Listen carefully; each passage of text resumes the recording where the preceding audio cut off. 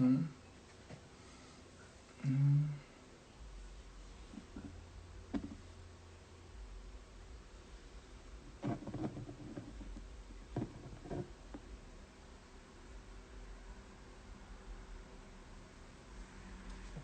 ya vamos a empezar ahorita el en vivo con un amigo entrenador.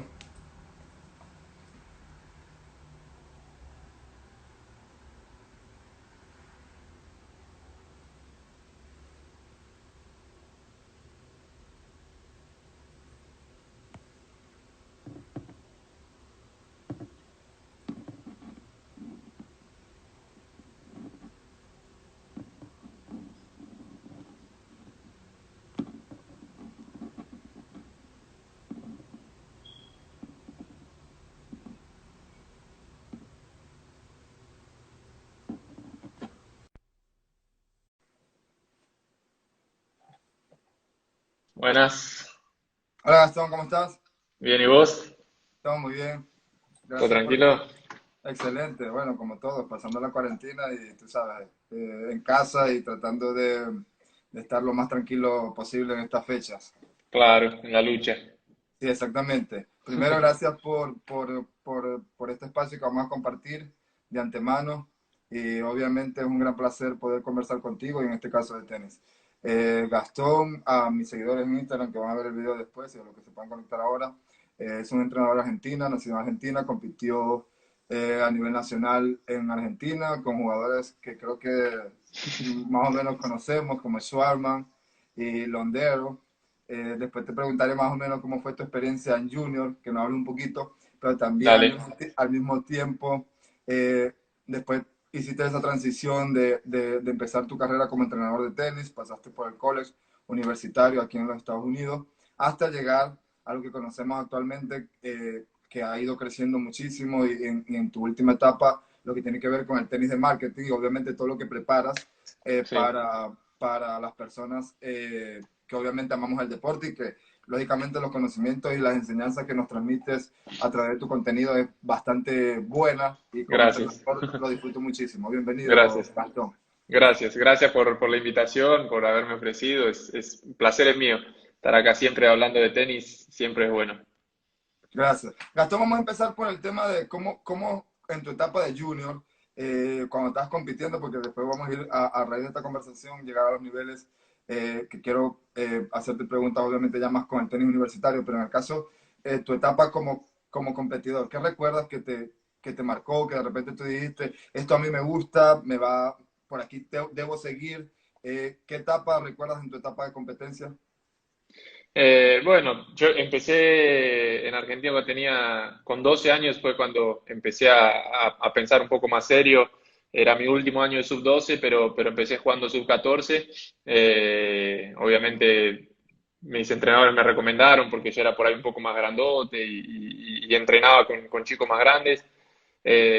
Y bueno, los primeros años obviamente uno siempre va por experiencia.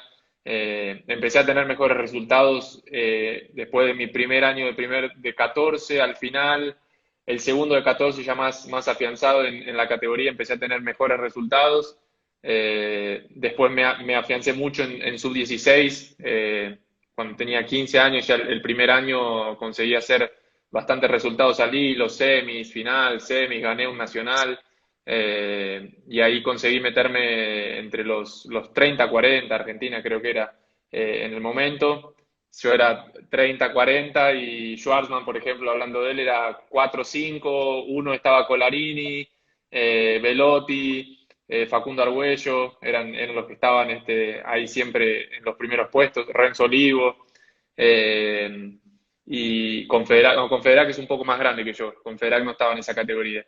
Pero bueno, digamos, de los 15 para adelante fue donde realmente empecé a meterme más fuerte. Y a mí me gustaba mucho jugar en Buenos Aires, que era un poco más duro. Primero porque era caro viajar y los torneos en Buenos Aires eran duros porque los nacionales fuertes, donde Schwartzman y todos ellos jugaban en el cuadro principal, yo tenía que jugar quali, mismo estando a veces 50 del país, tenía que ir a la quali y eran tres rondas de quali que se juegan en 2 días. Para entrar al Eh, principal. para entrar al principal, siendo entre el 50 y 60 del país. Y a veces, me acuerdo, el que para mí fue un resultado increíble, gané las 3 de quali, que había salido de cabeza 3 creo, en la quali, gané 3 de quali. En primera ronda gané a uno que tenía un ranking mejor que yo, 20 o por ahí, le gané en 2 sets. Y en octavos, que era porque era el cuadro principal, un cuadro de 32, jugué con un chico, un zurdo, que en ese momento estaba entre los 10. Un partido hermoso y me acuerdo que después hablando muchísimo con él, comparando experiencias y demás. Pero siempre en la etapa de juniors fui de esos tipos de jugador de que perdía o ganaba y siempre quería saber por qué gané, por qué perdí. Y hablar todos los días, quería hablar con mis entrenadores y preguntar, sí, y preguntarle cosas. Eras como el nerd de la clase. Sí, sí, no sé si sé sin él, pero viste, cuando perdía me sentía la derrota, ¿entendés? Entonces quería saber por qué hice mal, qué hice bien, cómo jugué, qué tengo que trabajar, ¿entendés? Como que siempre quería saber ese detalle para tratar de mejorarlo. Y mismo cuando ganaba, a veces ganaba y no me convencía el haber ganado. Y quería seguir mismo, dice, no, gané, pero no me sentí bien y me decían, dejá de atraparte, dejá de quemarte, ganaste, jugaste bien. Dice, no, pero o sea, para mí no jugué bien, ¿entendés? Gané, pero no jugué bien. Así que creo que es una cosa que después en el tiempo como entrenador traje mucho, de siempre estar buscándole detalles a los jugadores y a veces mismo ganando, teniendo resultados, siempre tratar de no eludirse con la victoria fácil a veces y tratar de ir analizando las cosas que uno hace, sean bien o mal. Estuve analizando sobre lo que venimos conversando. Tú me comentaste que durante tu etapa competitiva afrontaste algunas lesiones. Sí. Cómo fue el manejo en este momento de etapa como jugador? El tema de las lesiones. Bueno, la primera que tuve fue en la mano izquierda, cuando tenía 17. eh, Estaba ya empezando a competir. En Argentina teníamos en ese momento un ranking, unos torneos profesionales, que eran la fase previa a los Futures, que esos eran torneos tipo por plata, pero que daban puntos para un ranking nacional profesional, que esos puntos te dejaban entrar a la quali y los futures, porque la quali y los futures en ese momento, para que te des una idea, en Argentina, eran 5 rondas de quali para poder llegar al cuadro y a veces tenía 3 de pre-quali. Yo tengo amigos que han ganado 8 partidos entre pre-quali y quali para llegar a una primera ronda de un O future. sea, prácticamente ganaron un torneo. Ganar un torneo, Claro, exactamente. claro. Y Exactamente. físicamente cuando llegan a la etapa del draw principal Acabado. están Acabado. rotos, exactamente. Acabado. Sé que varios países de Sudamérica es así. Hoy creo que bajó un poco eso. Lo vi cuando estuve viajando con los jugadores en 2018. Eh, Poca cantidad, algo que nunca se vio en Argentina, de que las qualis cierren con bye, con espacios libres. En mi época era increíble, increíble la cantidad de jugadores. Era casi. Bueno, ya a los 17 tuve una lesión en la mano que me costó mucho encontrar lo que era, porque era un dolor. Era bien acá del lado dentro de la mano, que me lo hacía Ujú. porque yo tenía un revés de que jugaba mucho con las manos. Y cuando hacía el tirón muy fuerte con la mano izquierda para salir con velocidad paralelo o para hacer una cruzada muy angulada, me daba un dolor muy fuerte. Y lo que encontré, gracias en ese momento que tenía mis entrenadores, que tenían médicos de acceso de la federación y médicos que estaban en el momento con Albaldián, con José Acasuso, lo que tuve se llamó tendinopatía cubital, una Ok. cosa rara que hasta hoy me sigue doliendo y la verdad es que hice 4 o 5 meses de tratamiento, no conseguí volver a jugar con 2 manos. En ese momento ya había cambiado una porque entrené 5 meses, para ir ahí yendo a la pregunta, entrené sí 5 meses, todo derecha, saques, físico, lo único que no hacía era pegarle slice. Desde ahí fue cuando desarrollé un slice que después me ayudó muchísimo en otras etapas. No le podía pegar de revés. Y así que en el medio del camino yo veía que no iba para ningún lado, que no me paraba de doler y no había recuperación que sirva. Así que mi entrenador me dijo, vamos a hacer una cosa, me acuerdo hasta hoy, me dijo, yo te voy a tirar unas pelotas para que le pegue de revés una mano. Si te sale natural, lo cambiás. Si no es natural, no lo cambiás. Y me tiró unas pelotas y me dijo, sí, cambialo. De inmediato. Sí, y bueno, después después de esa, un tiempo después que volví, me lesioné el hombro, la típica tendinitis, el dolor bien adelante del hombro para el saque, Ok, horrible. Y ahí en ese momento, en 2009, fui para California, Sacramento State, en California ok. en esa época. Estaba top 15 de Estados Unidos. Y el entrenador me llevó para la universidad, me pagó un viaje. Él estaba llevando a algunos chicos de diferentes países para tratar de reemplazar el número uno de ellos. Yo fui con el hombro medio lesionado, entrené un mes con la universidad y en la vuelta jugué un torneo, perdí en semis, el campeón era el que iban a darle la beca para que se quede como número uno, perdí en semis con el ruso que acabó quedándose número uno. Bueno, y cuando volví de eso, medio como que ya volví con la mano, el hombro, dejé un tiempo, empecé la facultad en Argentina. Seguía jugando, pero más con amigos, dando clases.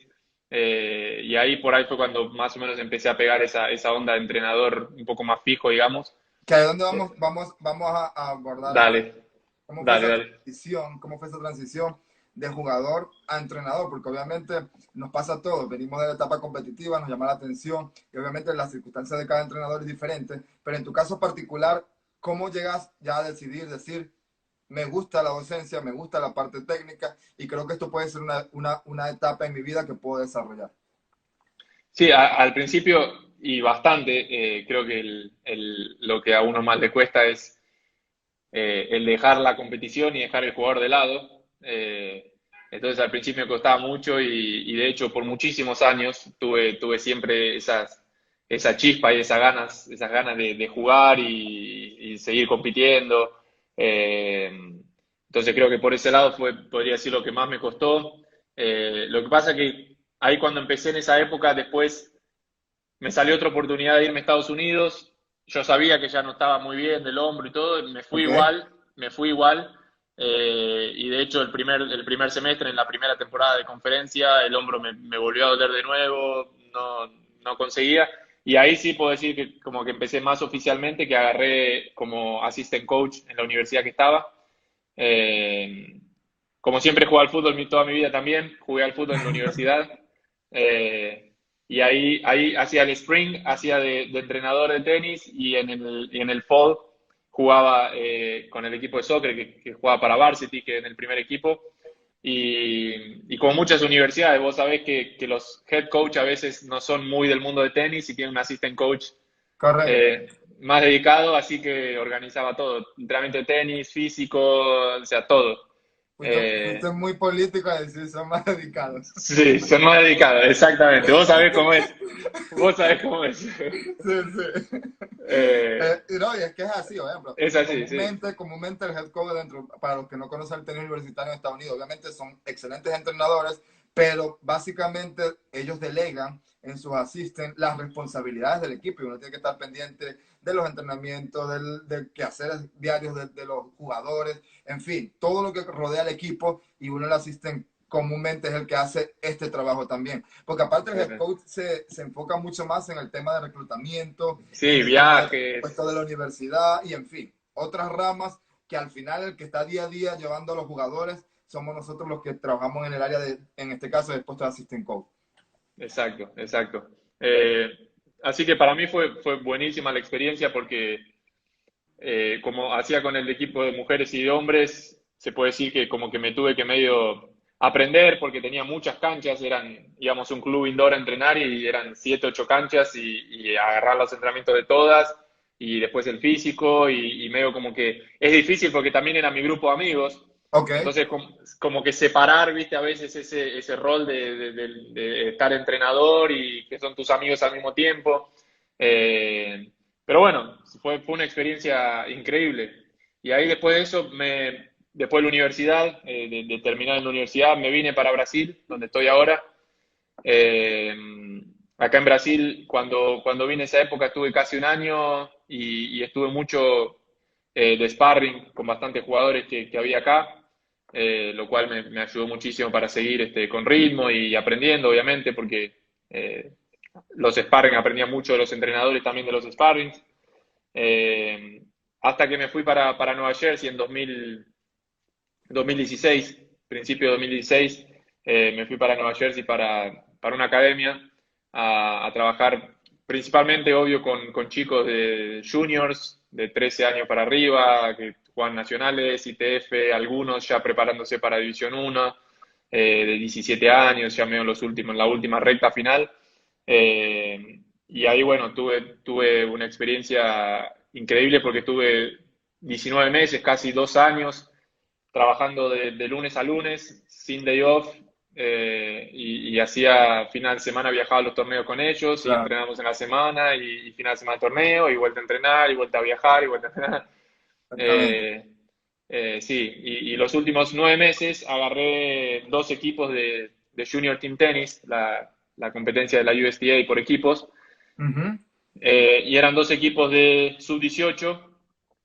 Uno, todos chicos de 18 años, que todos están jugando División 1 ahora, muy fuertes.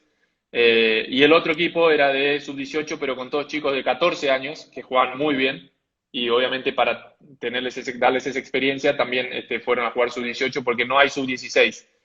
Entonces para sub-14 eran muy buenos y para 18 tenían que meterle duro, pero bueno, terminó yendo bien porque con los dos equipos, uno era avanzado, ¿no? Advance, y otro intermediario, ¿no? Ok, Y con los dos equipos fuimos campeones de Districts, ahí en Nueva Jersey. Fuimos campeones de Sectionals, que se jugaron las finales en el US Open, bien antes del US Open, así que agarramos todo el torneo ya preparado. perfecto. Y sí, y con los dos equipos fuimos a Nationals, y en Nationals eran dos cuadros por equipos de 64, y con uno salimos tercero y con el otro salimos cuarto, así que fue una experiencia de locos, de locos. Excelente. Bueno, y ahora sí empezamos a entrar ya en temas de analizar. Me gustaría saber tu opinión en cuanto a todo lo que ya has recorrido en el mundo del tenis. Si nosotros observamos, Gastón, el ranking actual de la ATP, inclusive, Sí, bueno, los dos, de la WTA, vemos que casos esporádicos, como por ejemplo aislados del Potro, campeón del US Open, Schwarman, que tiene una destacada actuación, un gran slam, o algunos latinoamericanos que sobresalen. ¿Cuál crees tú en tu personal opinión, eh, pasa en el continente? ¿Por qué los europeos están ocupando durante los últimos años los puestos más importantes del ranking mundial y los resultados, obviamente, en Grand Slam? Y nosotros, Latinoamérica, obviamente nos cuesta un poco más. No es que no podamos, es sí. un poco más complicado. Yo creo que el tenis está cambiando mucho. Argentina tuvo su época dorada con la Legión en la época de Cañas, Coria, Nadalian, Gaudio, Acasuso, Caleri, sacó a Increíble. jugadores, 10 jugadores por lo menos en el top 25, Zabaleta, Chela, fue una locura, Sí, lo que se correcto. llama, fue una locura. De hecho, los Grand Slams a veces había semifinales, tres jugadores argentinos, como pasó en Roland Garros. Pero yo creo que Europa y Estados Unidos, de a poco, que ahora no está tanto, pero van a ir ocupando mucho. Yo creo que ellos hacen una diferencia muy grande con el desarrollo, con la inversión, con la tecnología, con equipamientos, con estudios. Yo creo que eso hoy, si bien un jugador como Schwarzman la está peleando y se puede decir que es un top 15 instalado, Sí, correcto. eh, lo veo muy difícil de que Schwarzman realmente, por más que quiera, gane un Grand Slam, porque hay una diferencia absurda entre Federer, Nadal, Djokovic, bueno, Murray, si querés decirlo, Del Potro que está con ellos, Babrinka, Thiem, o sea, se pueden a veces en un ATP 250, Schwartzman le gana a Thiem, pero cuando realmente en un Grand Slam se ve la diferencia, me parece que es notorio, y realmente no lo veo cerca a Schwartzman de ganar un Grand Slam, ojalá me equivoque, pero la realidad es esa. Y creo que sí, esos jugadores, primero por una cuestión de madurez, creo que la legión que quedó más vieja, Djokovic, Federer, todos tienen una madurez gigante, diferente al resto. De los nuevos que vienen, sí creo que les está haciendo mucha diferencia, es Zverev y todo ese grupo, como digo, la infraestructura, la inversión que los países hacen, equipamientos que parecen detalles pequeños, pero yo creo que es más importante la forma en que un jugador se recupera después de un partido que la forma en que un jugador se prepara antes de un partido. también. eh, más en un torneo como un Grand Slam, donde juegan 5 horas un partido y tienen que volver enteros porque va a ser otro partido durísimo, que hoy no hay ningún partido fácil. Eh, y así, yo creo que fuera de todo eso, le está costando entrar a las generaciones más nuevas, ¿no? Zverev, Thiem, bueno, Thiem ya está un poco más metido, pero eh, Tiafo estuvo ahí metiéndose, se fue para atrás, Shapovalov apareció con un boom, se fue para atrás, pero yo creo que esa madurez que ellos tienen y está clarísima esa diferencia de, de De nivel. generaciones, Sí, sí, sí, y correcto. de generaciones, de cómo por ahí ellos llegaron hasta ahí y cómo la generación de hoy un poco más blanda, como le dicen algunos, de que ellos se enfocan a entrenar y por ahí, no sé, un jugador de 21 años hoy entrena y después se va al celular y por ahí no están disciplinados, que queriendo o Y, no, el y tenis, hablando sobre ese punto, yo también considero, por ejemplo, Gastón, también ha cambiado muchísimo la percepción de la carrera de un jugador. Porque, por sí, sí, ejemplo, no, tú en tu época de competitiva, tú veías una edad de retiro, por ejemplo, 23, 24, 25, inclusive 27 años, ya un jugador con 27 años ya estaba pensando era retirarse. Y a veces había jugadores, el manejo de las expectativas, o en este caso de la ansiedad, en la carrera de un tenista la manejaban, si no tenía los 21 o 22 años buenos resultados, comúnmente dejaban el deporte, en este caso el sí, tenis. Y ahora hemos visto, gracias a la ciencia y por supuesto a los ajustes que se han hecho en base al tenis, cómo la carrera de un tenista se ha prolongado. Entonces, por sí, ejemplo, yo siempre coloco el ejemplo de Babrinka. Babrinka viene a ganar su primer torneo de Grand Slam casi con 30 años. Después gana 2 torneos más y vemos ahora lo que es Federer, Nadal y Djokovic, que siguen estando dominando la escena mundial. Entonces, ya esto cambia totalmente la mentalidad de los jugadores, porque saben que pueden competir a largo plazo. Y sí. segundo, también cambia desde el punto de vista técnico lo que tiene que ver con el tema de la planificación, periodización y cómo llevar a los jugadores a largo plazo. Sí, sí, sí. Sí, o sea, si hoy miras el promedio de los top 100, da cima de los 30 años. Y así como Wawrinka que lo mencionaste, Anderson hace 12 años que está en el top 100 y mirá cuándo explotó y se metió top 10. Londero fue un caso. Londero hace Correcto. 6 años, 6 7 años que está jugando Futures y Challenger y rompió el top 50 ahora. Ceballos, Horacio Ceballos, que se metió número 3 del mundo, ahora está en dobles. Cabal y Fara, o sea, yo creo que sí, sí se cambió mucho. Yo creo que hoy el pico de carrera de un jugador debe estar por los 30, 31, y los mismos jugadores lo dicen, que la madurez está llegando mucho más tarde. Los jugadores creo que están pasando por una situación de, algunos, no generalizando, pero eh, es como que hoy todos, creo que no solo en el deporte, en todo, estamos todos como pensando constantemente en quiero hacer lo que amo, no sé si esto es lo que me gusta, Correcto. y a los jugadores le pasa mucho. Mirá, Guido Pela dejó el tenis, abrió una academia en Argentina, volvió, se metió top 20.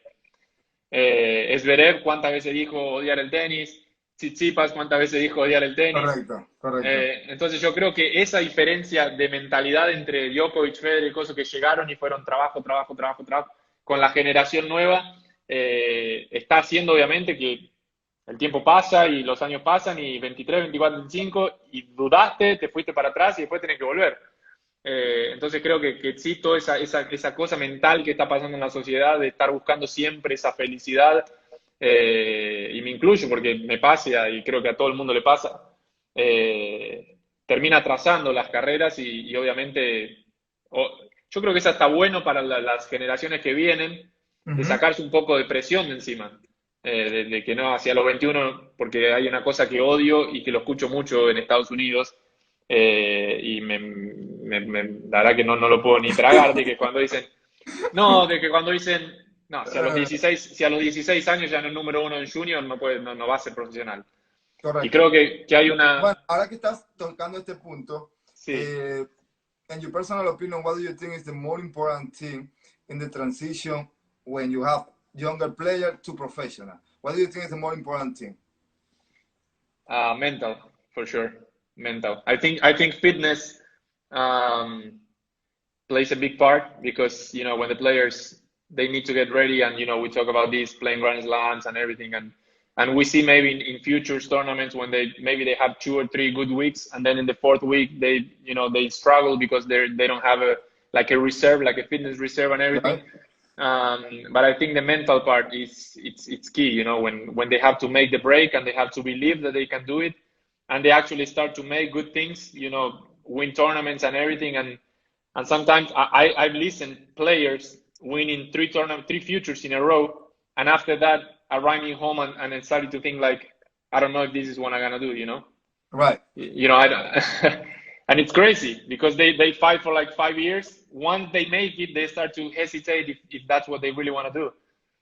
Exactly. And what do you think about, for example, you have the experience working with many players with a high level, and sometimes I don't know why you can see the transition. It's very hard to junior to professional. What do you think in the process? What is the more important thing in the process? For example, when I working with the junior player, and I stay focused in a specific thing. In your case, what is the more important thing? I think building a junior from early ages to always think in the long term. From 13, 14, just if you have good results, that's amazing. But if you want to be a pro, your results are going to be ahead. I think that rushing part from parents happens a lot, and if there is any parent listening, and I talk about this in another lives with another amazing coaches, that sometimes parents put a lot of pressure on players and everything. But in terms of the transition, I think once is the patience they have to really understand that it's a process, like you say, going Right. from, unless you're Federer, Nadal, Djokovic, or some of them, you're just not gonna break the futures and challengers in a month.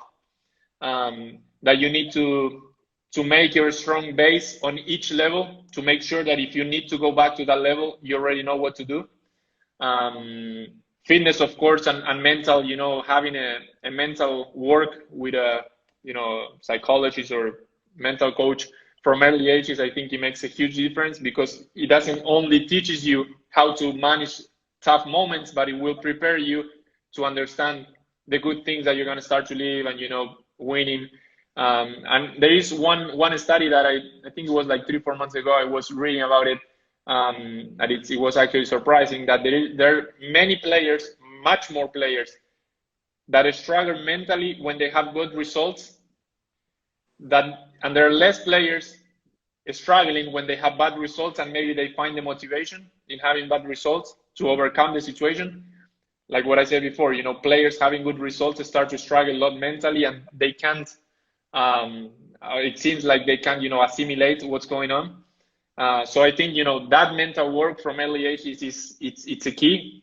Fitness, preparing always. And I think, understanding also how the game is changing, you're not going to play the same way in juniors that you're going to play a future, and you can't play the same way in futures you're going to play in challengers. You have to understand each level, each ranking, and then, play according to the different levels. I think that's a key, and it has to come from the coaching team, Exacto. Y ahora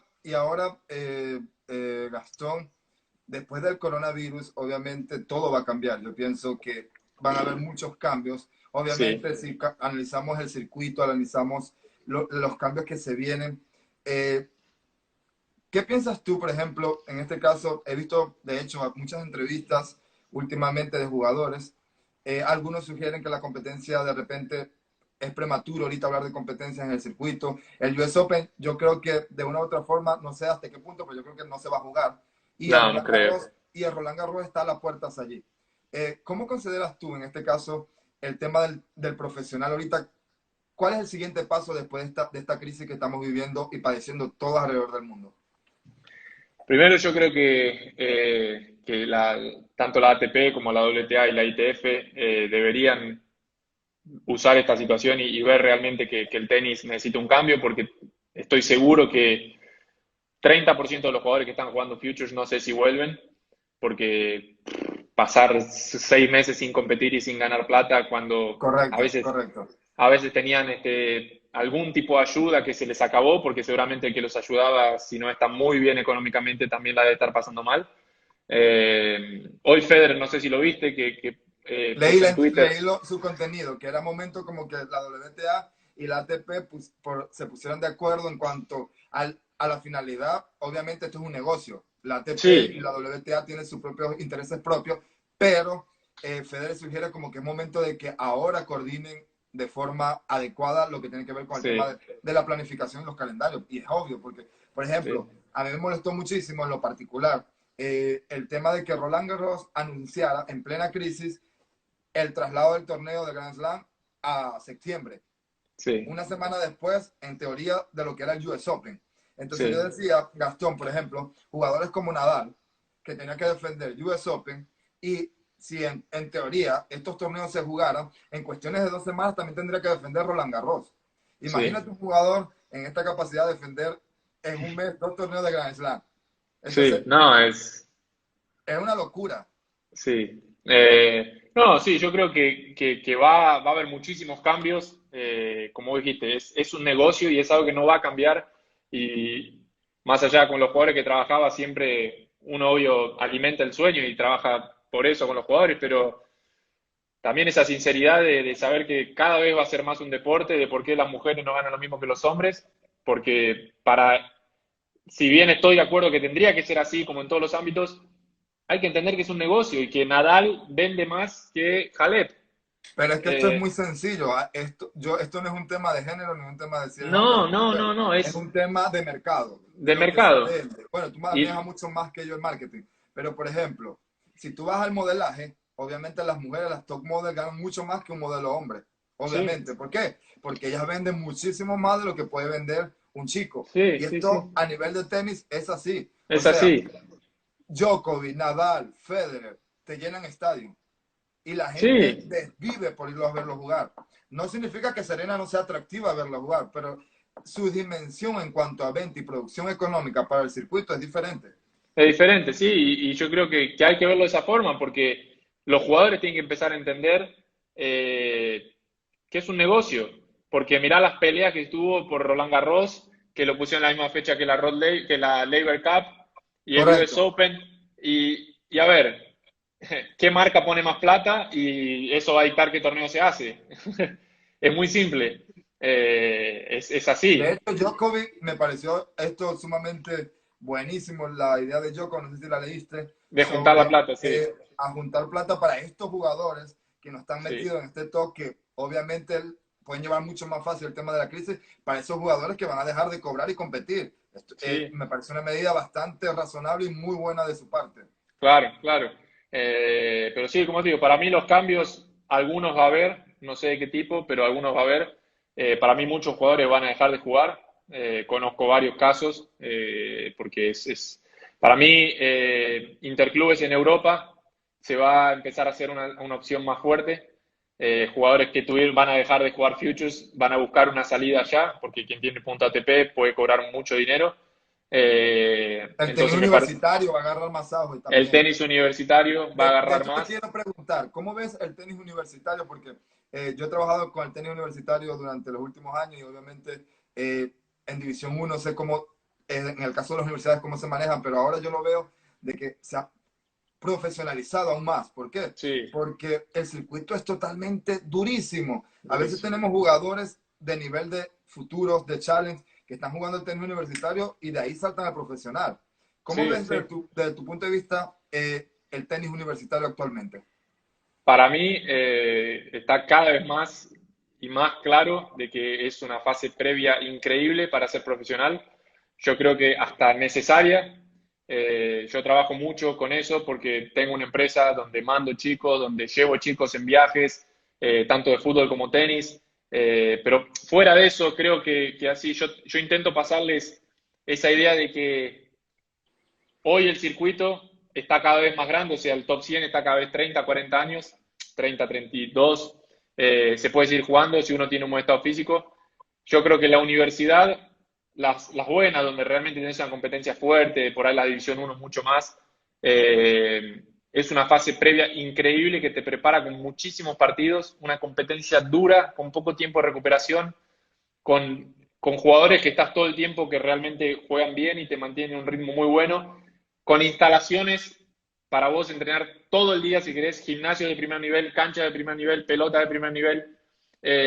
Y después creo que queda en cada jugador si va a la universidad y se va de fiesta o si va a la universidad y entrena. Correcto, correcto. Siempre me preguntaba, ¿pero se puede ir a la universidad y ser profesional? Se puede, pero Claro, va a depender de dependiendo, por vos. supuesto, y dependiendo del nivel del jugador, también van Exacto. las opciones de la universidad, porque por ejemplo, un jugador que esté en condiciones listo para jugar en una universidad que está metida entre las 10 primeras de la nación, de repente 20 de la nación, el presupuesto de estas universidades, lo que tú describes es así, es Sí, inmenso. Tienen inmenso. apoyos económicos de todo punto de vista, no se tienen que preocupar desde el punto de vista económico y aparte van a tener los beneficios de estar en una institución y académicamente van a salir graduados.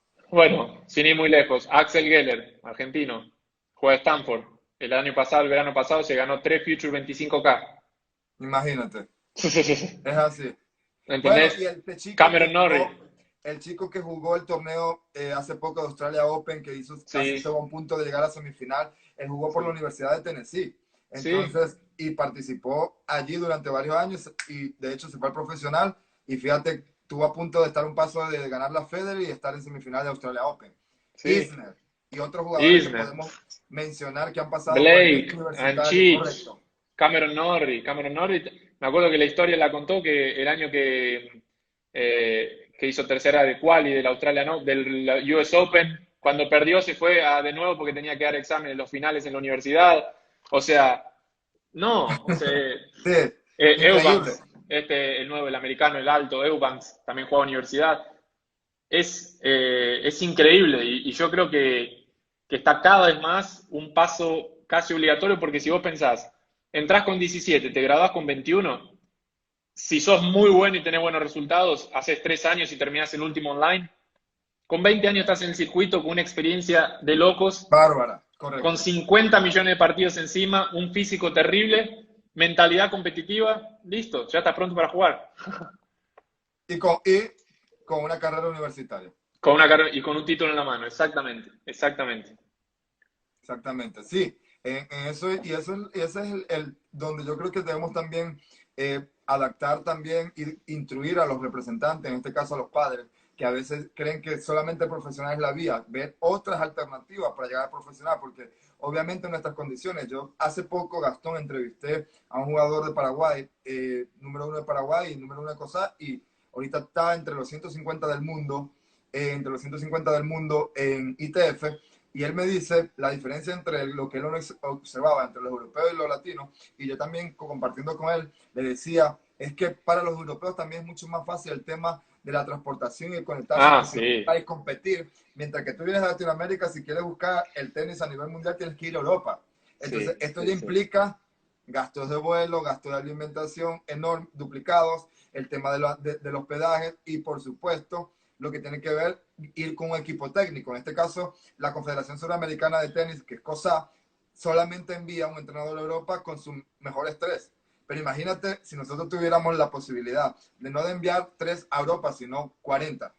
Estoy Sí, seguro que ese filtro de 40, al final 10, 8, 7 van a estar siempre a nivel sí. de estos jugadores europeos. El jugador que yo entrenaba acá, el brasilero, él consiguió en Francia un club, firmó contrato con un club para interclubes. Él se fue primero un año a jugar los que tenés que hacer ranking, la Federación Francesa pide 10 torneos para poder jugar interclubes. Pero hoy, sinceramente, los argentinos, el 90% de los que están 300, 400, 200, juegan todos interclubes. Es una parada obligatoria para hacerse 2.000 euros, 3.000, 4.000, 5.000 y poder competir todo el año. Y yo creo que es una salida casi hoy por hoy sin sponsor es casi obligatorio, hasta con sponsor algunos también, porque te jugás 2 torneos en la semana, el fin de semana te jugás un future. Te jugás 2 torneos en la semana, el fin de semana te jugás un future. Y Correcto. así te la pasás 4 o 5 meses. Te fue bien, sumaste ranking, sumaste plata, te fue mal, bueno, te fue mal, pero jugaste 6 meses en Europa, agarraste un ritmo diferente, un tenis diferente. Entonces yo creo que cada vez más universidad y Europa se va a volver un lugar casi obligatorio porque si la ATP y la ITF no mudan nada, no cambian nada, los jugadores no van a tener otra salida, porque hoy por hoy sin sponsor es prácticamente imposible. Y lo increíble, Gastón, de nuestra disciplina es que, por ejemplo, si nosotros analizamos el fútbol, por ejemplo, 0800 a nivel mundial de fútbol, estamos hablando de una persona que gana una barbaridad de Una dinero barbaridad. y tiene contrato y prácticamente contrato de 10 años o de 5 años, dependiendo del nivel del jugador, pero 800, 900 del mundo, en fútbol ganas demasiado dinero en cualquier club del mundo. Mucho, claro, sí. A veces ser 300 ATP o 250 ATP solamente te da para pagar los gastos de los Los torneos. gastos, los Y gastos, sí. hablar de un jugador que es 250 del mundo, estamos En el hablando, mundo, exacto, estamos hablando que es un muy buen jugador. muy buen jugador. Y ni mencionar si está entre los 150 del mundo. Entonces, creo que en este caso la disciplina del tenis no es muy equitativa en cuanto a la repartición de ganancias para sus jugadores. Y en comparación a otros deportes, les toca a los atletas luchar mucho más para poder obtener los beneficios económicos que realmente merecen. Sí, Guido Pella hizo una live el otro día con la Federación Argentina y habló sobre eso, que dijo, después de estar 3 años en el top 50, pude devolver la plata que había recibido por sponsors, pude salir en el 0-0 y recién completando otro año en el top 50 saqué una platita. Imagínate. O sea, Entonces, 4 años en el top 50. claro, claro. No, a eso nos referimos. Entonces, Entonces, todas estas opciones me gusta compartirlas con los representantes sobre todo con los padres y entrenadores que están obviamente motivados y que cuando tienen un jugador que muestra ciertos niveles de competencia y que se le ven ciertas cualidades, entender que este proceso es largo y que el proceso, que ahora la carrera de un tenista es mucho más larga y se puede trabajar con ello a largo plazo, también ver otras opciones para llegar a la meta final que puede ser profesional en este caso. Eh, sí. Gastón, en este caso yo quisiera ahora ya ir entrando al tema de cómo llegas al tema de marketing, al tema, por supuesto, de lo que estás haciendo actualmente, que es lo que básicamente me parece increíble, el tema de la preparación de video, de material y contenido para todos los entrenadores. ¿Cómo surge esta idea? Entonces, cuando estaba en Estados Unidos, cuando fui a Nueva Jersey en 2017, eh, dije, voy a empezar a poner videos en YouTube. Realmente no pensaba que iba a tener ningún tipo de éxito porque como jugador entrenador uno piensa, quiero jugar al tenis, voy, hago una clase de tenis, entreno. Pero hay un público más grande de 35, 45 años, seniors, y hasta entrenadores, como decís, que tampoco nunca pensé que entrenadores iban a aprender de mí, o sea, lo vi de un lado muy humilde eso. Eh, y nada, creo que el segundo o tercer video ya explotó muy rápido y fue algo que dije, wow, la gente realmente empezaba a entrar en contacto y mandar feedbacks. Instagram empezó a crecer también, empecé a poner muchísimo contenido, yendo días, 3, 4 horas solo a grabar para poner contenido. Y empecé a encontrar un mundo ahí dentro. Bueno, yo me gradué en marketing en la universidad, siempre medio como que fue mi área. A lo largo de este tiempo, de hecho, tengo otros proyectos donde trabajo también por una empresa de marketing fuera de esto que hago. Tengo otros proyectos por fuera donde ayudé a empresas y participo en proyectos de marketing digital y demás. Eh, y nada, obviamente me seguí instruyendo. Mi mujer trabaja, es también una genia ahí del marketing digital, entonces aprendo muchísimo de todo el contenido. Tu residencia actual es Brasil. De Brasil, ahora estoy en Brasil. Ok. Sí, mi mujer es brasilera, sí. Entonces, de todo el trabajo de ella y todo, voy aprendiendo muchísimo y cosas nuevas que... What's up, Joel? Tengo algo, estoy anotando todas las preguntas que me están llegando que te las voy a hacer al final Perfecto, de esta perfecto, parte. La gente que me ha ido perfecto, enviando preguntas les he apuntado. perfecto. Y nada, empecé a aprender, a estudiar mucho, perfeccionarme con eso, porque mucha gente por ahí piensa que como el contenido de tenis es bueno, ya está, es lo único que importa. No, hay muchísimo trabajo de estrategia, de planear, de armar, de por qué pongo esta publicación o por qué cuándo esto, cuándo la otra. seguir y tratar de entender qué tipo de audiencia tengo para poder satisfacerla, así que es lo que ellos están esperando de mí, y tratar de contar una historia con mis redes sociales, que creo que es lo que más llama la atención. Y bueno, creciendo. El año pasado apareció Wilson, ¿sí? que me ofreció esta oportunidad de ser embajador de Wilson, tipo Global Social Media Ambassadors, como él le llaman. Tuve la posibilidad, nos llevaron a algunos, a los más grandes, a conocer los headquarters, la fábrica, el Pro Room. Fue algo increíble que no te puedo explicar. Cuando volví del viaje apareció Luxilon, también firmé con Luxilon, tengo una marca acá brasilera de ropa que también me da ropa, entonces es como que todo lo que no tuve como jugador lo estoy O sea, teniendo ahora. exacto, ahora lo estás adquiriendo como entrenador. Sí, pero bueno, o sea, básicamente mi idea con eso es, con todo esto, esta plataforma, yo separo en dos públicos que son, creo, diferentes. YouTube, que es un público muy grande y que sigue creciendo a diario muchísimo, pero que es un público más de 35, 40 años para arriba. Generalmente de ahí trabajo con muchos jugadores seniors que juegan seniors ITF. Ya trabajé acá en Brasil con la número uno del mundo de más 35 y la número uno del mundo de más 45. Dos jugadoras excepcionales para tener 35 y 45 años. Increíble, juegan muy, muy bien. Y tuve la oportunidad de trabajar con ellas, que me buscaron por el trabajo que hago y porque me conocieron ahí por las redes. Entonces me abrió así puertas a jugadores y juniors también. Tengo un junior de República Dominicana que hace más de un año que trabajo con él, la parte física y la parte de tenis. A otros que por ahí rutinas. Hice dos cursos, uno de fitness y footwork, todos trabajos de mejorar posicionamiento, movilidad y todo. Y otro que hice este año de forehand, otra cosa increíble, los dos fueron vendidos en más de 10 países, algo increíble que tampoco pensé que pasaría.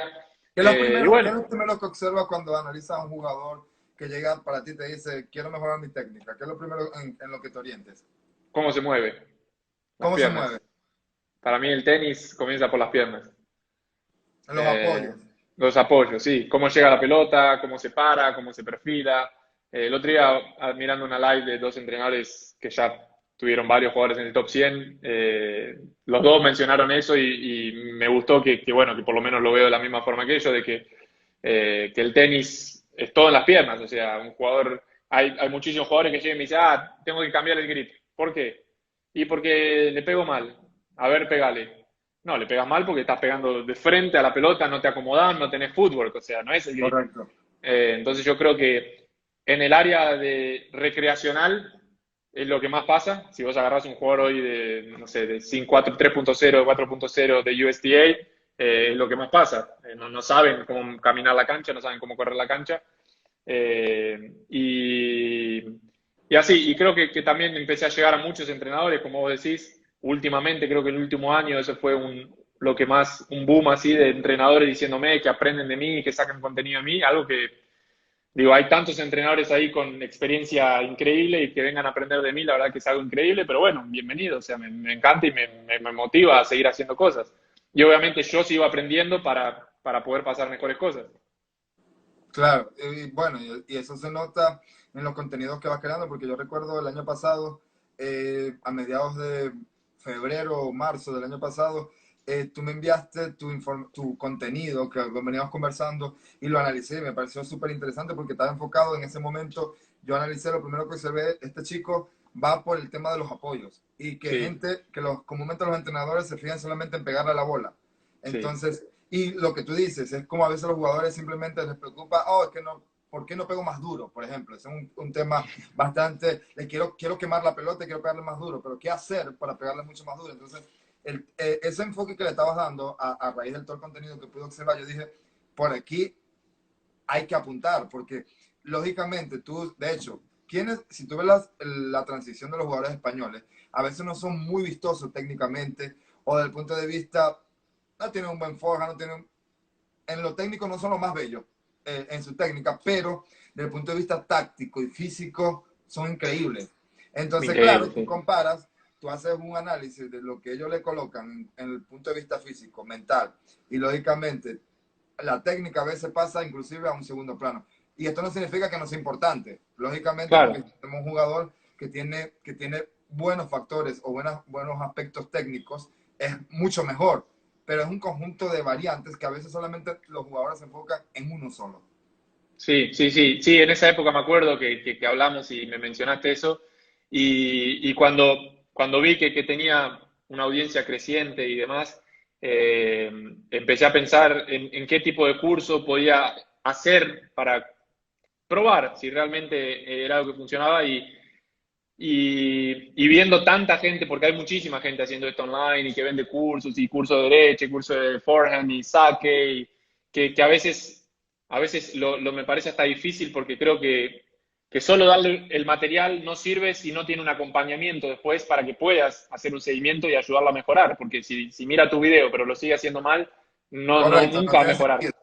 Correcto. Pero en ese momento me enfoqué en el fútbol porque justamente eh, vi realmente, me puse a pensar en el tenis en general. Y veía que en los juniors, veía que en los profesionales, veía que profesionales de alto nivel, futures, recreacionales, todos los niveles tienen problemas de footwork y hasta a veces preparo físico por ahí no tanto, pero sí apoyos, balance, trabajar el core, rotación, un montón de cosas y me puse a pensar en ejercicios, tratando siempre de llevarlo lo más real posible y a situaciones reales de la cancha. Que Eh, aparte tienes una ventaja, porque por ejemplo, yo a veces, eh, no es que tengo muchos dilemas con los preparadores físicos, pero a veces, obviamente, si tú manejas el tema de la preparación física y el tema del trabajo en cancha, de movilidad, siendo un jugador de tenis, obviamente puedes tener ciertas ventajas al momento de preparar, porque tú viviste eso. Entonces, sí, lógicamente, tú entiendes, mira, esto cuando yo era jugador de repente me costaba y ahora a través de este trabajo puedo aplicarlo y mejorarlo. sí, sí, sí, sí, y probando y que realmente ese curso que te pasé a vos eh, fueron todos ejercicios que me paré en la cancha y empezaba a pensar, a ver, voy a trabajar el balance, voy a hacer ejercicios para balance. Y me ponía a pensar, derecha, qué momentos de la derecha puedo tener que mejorar el balance? ¿Dónde más comúnmente un jugador pierde el balance? ¿Dónde en la rotación? ¿Cómo rota? ¿Dónde crea la potencia? Y empecé a pensar ejercicios y empecé a salir con ideas, que fue lo que vos viste después, cosas de estar medio como que en lunge position, con la medicine ball, cosas que por ahí a veces se entrenan en el gimnasio, pero creo que haciéndolo en la cancha con desplazamientos y después haciendo una transición, Es mucho el más jugador real. empieza. Sí, hubo uno que hice, no sé si te acordás, seguro lo viste, también como en close stand, Ujú. con una vara grande, que hacía todo el movimiento y levantaba la vara, porque veo muchísimo y lo veía en ese momento que estaba con mi jugador, que él tenía una dificultad muy grande en girar y mantener un balance, creando potencia con la rotación e incluyendo las caderas. Entonces empecé a pensar en cómo desarrollar un movimiento que él va a incluir. Bueno, Y fuiste descubriendo muchos sí, ejercicios, sí, sí, sí, exactamente. sí, ¿Cuáles sí, son los sí. siguientes, cuáles son tus siguientes proyectos a partir de ahora, que obviamente ya tienes un público más grande y has visto que que has crecido en muchos aspectos desde el punto de vista en tu carrera profesional como entrenador? ¿Cuáles son los siguientes pasos, Gastón? Ahora estoy pensando y empezando a preparar un segundo curso de footwork y Ok, fitness, porque ese fue muy bueno, mucha gente hasta hoy lo sigue haciendo y siguen haciéndolo y pidiéndolo. Entonces quiero hacer un segundo que va a incluir cosas del primero, ok. pero con upgrades. O sea, si en el primero te acordás que hiciste esto, o sea, va a ser muy Ahora, importante esta es la continuación. exacto, exacto, exacto. Hubo un caso muy bueno de un chico en California que en esta época de cuarentena, él compró ese curso hace un año atrás, lo hizo, pero él con el padre hicieron el curso semana por semana y me mandó los resultados del día uno de la semana uno al día uno de la semana 4 y yo no lo podía creer. O sea, el día uno se caía, perdía el balance, el día 4 semana 4 haciéndolo con balance y el padre me escribió un texto agradeciendo, diciendo, es increíble los resultados. Y yo dije, wow, o sea, cuando realmente lo haces por consistencia, da Correcto. resultados. Así que ahora mi cabeza está en pensar el nuevo upgrading curso de footwork y fitness, siempre tratando de usar la menor cantidad de material posible para que todos lo puedan hacer. Y hasta entrenando solo para que no tenga, no tengo un entrenador, no importa, lo puedes hacer solo. Eso es una. Y en eso creo que va a radicar el tema, lógicamente, lo que es la capacitación. Cuando tú desarrollas programas de capacitación, por ejemplo, yo estuve, Gastón, en el 2000, no recuerdo si fue el 2013 o 2014, creo que fue 2014, estuve en España y yo veía, estaba en la Academia de Juan Carlos Ferrer y observaba los entrenamientos, observaba su sistema. Y yo, obviamente, venía de Latinoamérica y ya había tenido experiencia de viajar a Latinoamérica y con ciertos jugadores yo decía, me gustaba analizar qué hacían ellos en la academia que de repente no lo hacíamos nosotros, porque es la primera. Y al ver, yo decía, ya va, no hay mucha diferencia en la programación, solo que ellos lo hacen consistentemente, continuamente. Sí, Tienen hábitos de entrenamiento, tienen consistencia en su programa y lógicamente desarrollan los programas a largo plazo, pero que sean llevaderos. Entonces, sí, obviamente un jugador que inicia, en tu caso, en este proyecto que tú nos estás mencionando, inicia con objetivos consistentes del primer día y lo mantiene, lógicamente los resultados se van a dar y se van a sí. ver. Y lo mismo va a pasar con el del punto de vista técnico, el punto de vista táctico y lógicamente si empiezas a competir y a tener ese roce con muchos jugadores, lo puedes llegar a obtener al nivel que quieres. Claro, sí, así que bueno, ese es uno de los objetivos. Después obviamente pensando y por ahí son cosas que ahora con Wilson y Luxilon tengo más chance de hacer. Tal vez empezar a viajar a los torneos grandes, ¿no? Grand Slams o cosas así, a cubrir un poco de contenido, traer más contenido de los entrenamientos de los jugadores, sobre todo los entrenamientos porque el partido Claro, el se puede ver partido por ya es televisión. diferente, correcto. Sí, sí, sí. Sobre todo los entrenamientos, mostrar cómo entrenan, entradas en calor, todas esas cosas. Eh, y hay mucha gente que me dice, por ahí creo que hasta vos lo mencionaste recién, de por ahí de capacitación, así. Realmente, te soy sincero, no me siento capacitado para capacitar entrenadores. Me han pedido acá en Brasil, hice una muy chiquita acá en un club, pero con entrenadores que estaban empezando. Me han pedido en otro, un club que estaba abriendo para ir a hacerlo, dar clínicas. Eh, yo creo que el tenis también es un mundo donde hay mucho ego Correcto. y sé que muchísimos entrenadores con carrera que tuvieron entrenadores jugadores profesionales y con todo saldrían por ahí apuntando el dedo de ese no tuvo a nadie, o sea, ¿cómo va? ¿Entendés? Sí, sí, ¿por qué pasa? Entonces uno puede Sí, sí. decir, o lo hago y no me importa lo que digan porque realmente le estoy pasando valor a la gente que lo está Yo comúnmente haciendo. hago eso, por ejemplo, yo me enfoco en mi trabajo, desarrollo mis contenidos y al que le gusta o que de repente se siente identificado con los contenidos que tú creas, yo doy la libertad de que escuche, pero obviamente trato siempre en lo personal, Gastón, de no escuchar el sonido a mi alrededor y obviamente respeto las opiniones de todas las personas, por ejemplo, entrenadores Claro, que sí, sí, tienen sí. experiencia y jugadores, porque a veces también pasa el dilema que a veces pasa que porque crees que jugaste muy buen nivel de tenis, vas a ser muy buen entrenador. Y tengo amigos en lo particular profesionales que han sido muy buenos jugadores y a veces les cuesta mucho más el proceso de entrenador porque son ámbitos totalmente distintos. Entonces, si tú tienes la experiencia, obviamente, como jugador y aparte le agregas conocimiento, esto va a ser un plus. Ahora, a veces solamente te quedas en la etapa de jugador y piensas que sigues manejando el tenis actual como si fuese un atleta. Sí, sí, sí. O hasta a veces porque un entrenador metió un jugador en el top 100 trabajando de una forma, se piensa que esa forma es la única válida, que me ha pasado muchísimo, gente diciendo, pero que viene y me manda mensajes, pero lo que estás enseñando me pasó con el slice el otro día y a ese le respondí, le di una clase porque me dijo, eso que estás enseñando, sí, eso que estás, me dijo, ese slice, ese slice Eh, de old school, me dijo, de la escuela vieja. Y yo le dije, sí, concuerdo. ¿Y cuál es el problema? Que ahora porque es moderno, lo viejo no sirve más. O sea que el slide de Federer, que es old school, no sirve. El mejor slide del mundo. correcto. ¿Entendés? Y le empecé a poner ejemplos así y le digo, o sea, ¿entendés? Y hay mucha gente, Internet es un mundo grande y la gente a veces habla y, no, y yo siempre con respeto respondo a todo el mundo, obviamente cuando son críticas constructivas, pero creo que esa mentalidad de lo moderno o lo viejo no veo, o sea, si es efectivo. Gastón,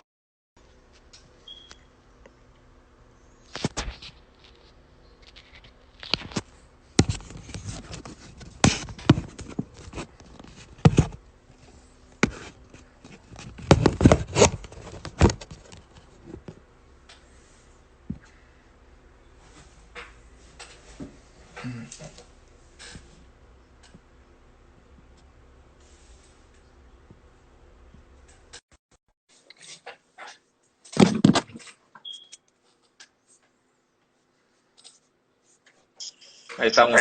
sí, aquí estamos nuevamente. Es que Instagram solamente te deja grabar Sí, 1 hora y ya la hora. se nos pasó Sí, el tiempo en la primera hora. Pero excelente.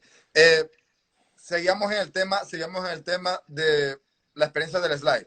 Que entonces tuviste la reacción de, hay entrenadores que de repente reaccionan por la vieja escuela. sí. Entonces, Sí, sí, y le expliqué, le digo, mirá, eh, es vieja escuela, tenés razón. A propósito hice la vieja escuela, porque obviamente, sí, a propósito lo hice porque me parece un slice increíble, que es el típico slice que querés que pique y se entierre, como que ok, patine para adelante. Eh, y me parece que es un recurso increíble porque hay muchas variables de slice. Pero específicamente en ese video quería enseñar eso. Y ahí me vino a decir que era un old school. Y le dije, sí, y a mucha honra es un old school. Me encanta ese old school. claro, aparte, también hay que entender que no todos los jugadores pueden pegar de la misma forma. Y hay diferentes técnicas. Por ejemplo, si nosotros analizamos el forehand de los españoles, el del americano, que tiene otro tipo, porque entrena más en canchas duras. Si te vas a Argentina, que juega Claro, más a tierra, los grises van a cambiar. La técnica, obviamente, en muchos jugadores va a asumir sus propios cosas particulares. Aunque tú tengas patrones técnicos y biomecánicos que enseñemos, lógico, son variantes que pueden presentarse. claro, claro. Sí, sí, sí. Por eso yo siempre digo y trato de hacer hincapié de que me gustan los jugadores con muchos recursos, que tengan variables y que tengan eh, armas para salir de diferentes situaciones. Entonces, si tiene que ser un slice old school que va a picar bajito y no se va a levantar, es válido. Es Si tiene efectivo. que hacer, si tiene que ser uno alto que va a picar alto, es válido. Si tiene que ser uno corto, es válido. Es un arma. Obviamente, Saludos, saludos Argentina ahí. igualmente, obviamente la evolución del tenis de los últimos años, Gastón, no sé si coincides conmigo, por ejemplo, primero yo la pongo en diferentes etapas. Uno es cuando llegaron las Williams, que en el circuito femenino marcaron el tema de la velocidad y por supuesto desde el punto de vista Sí, físico, hicieron que todas las jugadoras se tuvieran que exigir y lógicamente no solamente depender de su tenis, sino pasar a otro nivel que fue físico. Y estas jugadoras obviamente pues, llegaron a estar a la par de estas jugadoras. Y en este caso de los jugadores, obviamente ya profesionales, observamos, es el tema lógicamente mental, pero también un tema de velocidad, porque cada vez yo veo y analizo que los jugadores le pegan más duro a la pelota. sí, Es sí, increíble. sí, sí, sí. Yo creo que está cambiando muchísimo eso en cuanto a velocidad y potencia física. Ahora es difícil encontrar un jugador que no saque duro, Correcto, que no tenga una derecha dura. Por ahí antes los latinoamericanos jugábamos 5 metros atrás de la cancha y pesado y pasar y pasar y pasar. Hoy mismo sacando un Nadal que sigue muy atrás y todo, pero cuando la tiene corta se mete. correcto. Y la evolución Eh, de Nadal es increíble porque él empezó sí, jugando muy defensivo, pero si tú ves, después que gana Wimbledon, sobre todo Wimbledon, él poco a poco fue entrando más a cancha, jugar un poco más sobre la línea y cambiar, ser más agresivo, aunque sus patrones obviamente tácticos, cuando tú lo analizas, es la defensa. sí, Pero cuando tiene la pelota corta no genera no, demasiado. demasiado, sí, sí, sí. Y antes hasta las devoluciones. Hoy hay veces que ves segundo saque, 2, 3 pasos dentro de la cancha, o sea, cortando tiempo, súper agresivo, no te deja respirar. Está cambiando muchísimo eso. Y aparte, ahorita yo analizo, por ejemplo, cuando veo a Djokovic o Wawrinka, prácticamente son muy similares entre forehand y backhand. O sea, los jugadores tienen la capacidad ahora, que tú decías, tienen un buen forehand, ahora tienen buen forehand, son muy completos por el backhand y Sí, aparte tienen todo lo demás, slide, los aspectos táctico bien desarrollados. Creo que son jugadores mucho más inteligentes y completos. Sí, sí, sí, totalmente, totalmente. Creo que eso está cambiando mucho y va a seguir cambiando mucho. Cada vez las pelotas son más rápidas, las canchas son más rápidas. eh, y el físico, creo que el físico está haciendo una gran diferencia. Cómo la potencia está cambiando el juego.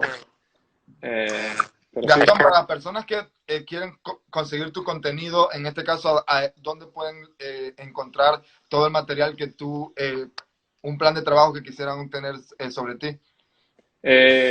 Los dos cursos, tanto el de fútbol como el de forehand, están en la página, pero están cerrados para compra, porque los abrí un tiempo, los cerré para poder trabajar con la gente que lo compró. Eh, el de fútbol nuevo que voy a abrir ahora, no sé todavía la fecha porque está difícil a veces conseguir cancha y salir con toda esta cuarentena, pero seguramente en los próximos meses va a abrir por un tiempo. Voy a trabajar con la gente que entró y después sí lo voy a dejar abierto permanentemente. Pero si alguien quiere el contenido, me puede mandar mensaje y se lo puedo pasar y se puede siempre conseguirlo, no hay problema. Pero no está abierto al público, digamos, para comprarlo. Ok. ¿Cómo llevas el tema de la cuarentena, Gastón, ahora? Acá en Brasil no hubo una cuarentena obligatoria. Eh, Le pongo muchas fichas a tiempo. A tiempo. A tiempo. Tsitsipas sacando ese un poquito a veces el lado mental, me gusta mucho. Creo que Wawrinka tiene todas las chances, pero se empezó a quedar un poco a lo último. Así que de la Next Gen, yo creo que Tiem le pongo fichas primero por el estilo de juego que tiene, los recursos que tiene, en todas las superficies juega bien. Y físicamente es muy completo. Algo que me encanta es que partidos largos, 5 sets, y en el quinto set sigue llegando a las pelotas siempre bien parado. Correcto. Y hace una diferencia enorme eso. Y mentalmente se mostró ser también fuertísimo, guerrero. Así que yo le pongo mi ficha a tiempo.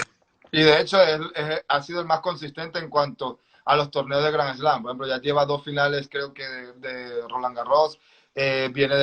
A jugar Australia Open final también. Entonces Sí, ha ido madurando mucho como jugador. De sí, hecho, a sí. mí me encanta Tien también. Otra pregunta que aquí me hacen es, ¿qué jugador latinoamericano consideras actualmente necesario para seguir su carrera? Que tú le veas proyección. Sacando a Schwarzman. Sacando a Schwarman. Bueno, Schwarman está allí. Sí, ya está allá, ya está allá. Exacto. Eh, Thiago Wilde, un brasilero que hizo buen torneo, ya se metió 130 al mundo ahora. Me gusta mucho, creo que todavía tiene muchas cosas que trabajar, pero hizo un partidazo con Choric en el Río ATP Río 500. Mentalmente creo que todavía tienen bastante, es un chico que medio inestable. Lo conozco sí, y creo que él puede tener muchas chances sí de meterse. Eh, Sinceramente, estamos en un tiempo complicado en Latinoamérica en cuanto a jugadores viniendo de Correcto. atrás. Garín viene evolucionando Garín, sí. muy bien. Bueno, pero a Garín lo considero metido. Bueno, es A verdad, Garín, es verdad. Garín está como Schwarz, o sea. Sí, ya A Garín está. lo considero metido, sí. Y Eh, sí, pero creo que entre lo que se ve hoy de Sudamérica, me parece que Thiago Wilde, que tiene una proyección muy fuerte, tiene todo el apoyo en cuanto a económico para ir para adelante. Y si se trabaja de la forma correcta, me parece que tiene mucho potencial porque es un pibe que sale y juega y no respeta a nadie. lo voy a seguir porque no lo tenía en mi radar. No lo Tenelo, tenía en mi buscalo, radar. buscá el partido de YouTube con Choric. Ok. Eh, Salió a jugarle igual, no lo respetó. Fue muy, muy bueno el partido, muy, muy bueno. Aquí me hacen otra pregunta, me dicen, y esta ya creo que te voy a comprometer con esta pregunta. ¿Por qué consideras que las jugadoras femeninas tienden a engordar más rápido que los chicos en cuanto al circuito, que ven muchas jugadoras bastante fuertes, desde el punto de vista, me imagino, físico? ¿Qué pasa con ellas, a diferencia de los hombres que tienden a engordar más rápido? Tienen que engordar. Sí. Eh, no, yo creo que es algo más fisionómico de las mujeres, hormonal. El hombre me parece que cuando está en estado físico se mantiene mucho más. Por ahí las mujeres, bueno, sabemos, los periodos o cosas así, me parece que eso influye mucho en las hormonas, en cosas así. Pero sí, fuera de eso no creo que haya otro motivo. Si bien hay muchas que se mantienen con estado físico siempre increíble. También, correcto. Y aparte que en el tenis femenino cada vez se han dado más cuenta que el aspecto físico es lo más importante, uno de los aspectos mucho más importantes. Sí, Entonces, sí. vemos jugadoras muy fuertes. Yo analizo ahorita a las jugadoras y es increíble cómo le pegan duro, corren muy bien y aparte han desarrollado aspectos de su juego que básicamente ellas se quedan muy de fondo, pero yo veo cada vez jugadoras que están entrando más a la o buscan la malla y las nuevas, ni decir las jugadoras de 14, 15, 16 años actuales, le pegan durísimo a la pelota Sí, sí. por el tema de las condiciones físicas. ¿Qué tan importante es la alimentación en un tenista? Te preguntan por aquí. Eh, Súper, muy. Si quiere pensar en jugar algo serio con 15, 16 años, ya tiene 13, bueno, no sé, 13 no, pero 14, 15, que ya empieza a jugar ITF o cosas así. Crear esa disciplina de alimentación es importantísima. Como te digo, para mí es mucho más importante la recuperación a veces que la preparación, porque cuando preparar para mí es todos los días. Es todas las entradas en calor, es todos eh, los entrenamientos físicos, todos los entrenamientos mentales. O sea, la preparación para llegar a un torneo es un proceso y para mí el éxito de un jugador se mide en cuán disciplinado es en esa preparación. Después el torneo es un resultado y para mí sí, la alimentación es súper importante. Volviendo de nuevo a cuando hablamos de Ceballos, una de las cosas que él dijo de que cambió, que había hecho cuando se metió más cerca de los 29, 30 años, él dijo que empezó a comer mejor y ser mucho más disciplinado con la comida. Eh, y creo que hoy el tenis está cambiando mucho en cuanto hablamos de potencia, físico, y físico va de la mano de nutrición. O sea, así que para mí sí, súper importante. No, y que vemos ahora también, por ejemplo, ya cuando hablamos de niveles muy ATP o WTA, que ya lo en ese nivel, él es un equipo multidisciplinario que está alrededor de un jugador. La parte tienen controlado el tema de la alimentación, el tema de la recuperación, de su fisioterapeuta, también tienen la parte psicológica y por supuesto a su entrenador de tenis, en algunos casos ya cuando estamos en los niveles top 5, top 10, tienen hasta sparring, viajando con ellos. Sí, Entonces, lógicamente, es toda una estructura que está alrededor solo para que un jugador tenga resultados. Entonces, lo más importante, lógicamente, a los juniors que nos van a tener o no disponen de todo este equipo, es hacer lo mínimo, que es tener una buena alimentación, tener también buenos hábitos de dormir, de recuperación, porque exacto. a veces pasa que, ok, tienes buena alimentación, pero te acuestas a las 3 de la mañana, entonces al día siguiente, lógicamente, el proceso de recuperación tú lo estás acortando, entonces no es el mismo. Entonces, estas cosas básicas creo que son realmente importantes. Otra pregunta que tengo, ¿qué ha pasado con el tenis argentino que no tiene los resultados que antes tenía? Eh, es lo que hablamos al principio, es lo que hablamos al principio de que cuando yo tenía 17, 18, los futures eran 5 rondas de quali, 3 de pre-quali y ahora hay futures en Argentina que cierran con bye las qualis. Eh, yo creo que Argentina en ese momento tuvo la legión, la famosa legión, de agarrar 12, 13 jugadores muy buenos que tuvieron una carrera todos al mismo tiempo y eso puso la vara bastante alta, porque es difícil tener en un país siempre 10, 12 jugadores metidos en el top 50, creo que estaban todos en ese momento. Eh, entonces, eso obviamente comparando va a dejar que ahora no esté tan bien. Yo creo que el desarrollo en cuanto a los juniors, hay muchísimos viniendo de atrás. ¿Cómo es? La nueva comisión directiva de la federación, la Asociación Argentina, está haciendo un trabajo bastante grande. tratar de recuperar esa mística de traer los jugadores. Pero yo creo que el otro día estaba hablando con alguien de eso, de que hay muchos países que tuvieron una época dorada pasada y están teniendo problemas en traer jugadores. Yo creo que un poco viene también de esa nueva generación, como hablamos antes, diferente de las generaciones anteriores, donde era mucho más trabajo y disciplina. Y también una Eh, situación como ahora política y económica distinta también. sí, sí, Que sí, sí, también.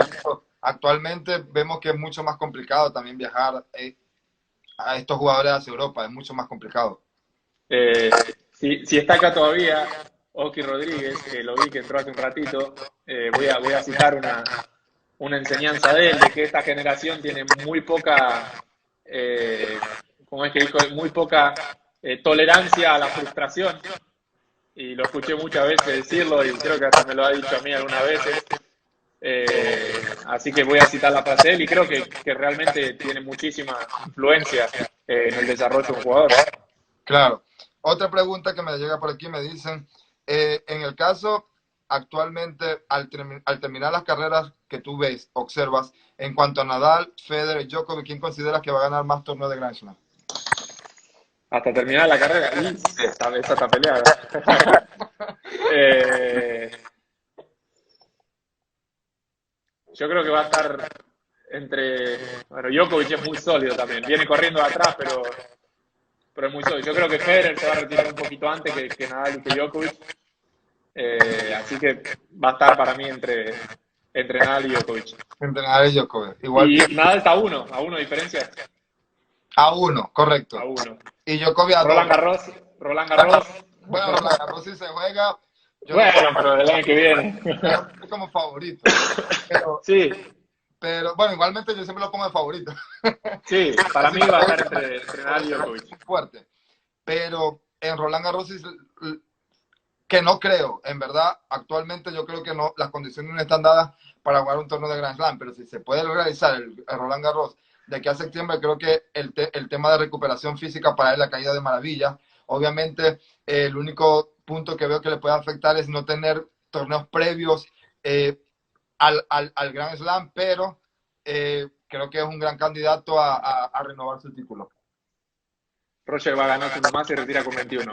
Puede ser, ojalá. Puede ser, o de repente ganar las Olimpiadas y puede ser también, porque ahora las Olimpiadas van a ser el 2021.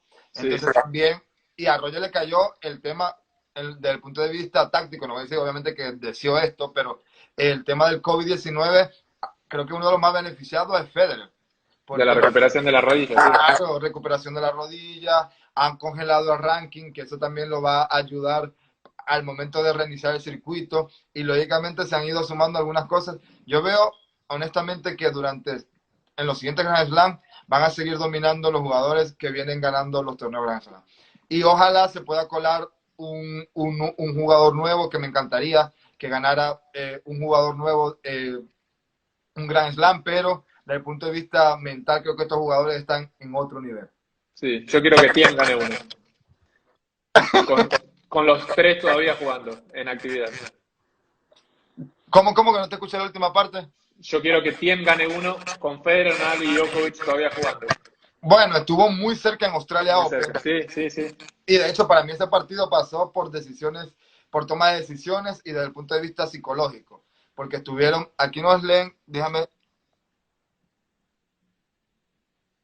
dicen, por aquí me mencionan, porque y así parezca que Rafa y Noel están cerca con 19 y ellos y 17, ellos ya tienen 34 y 32. Y por este tema de estilo de juego, Roger y Rafa se verán condicionados ante el suizo.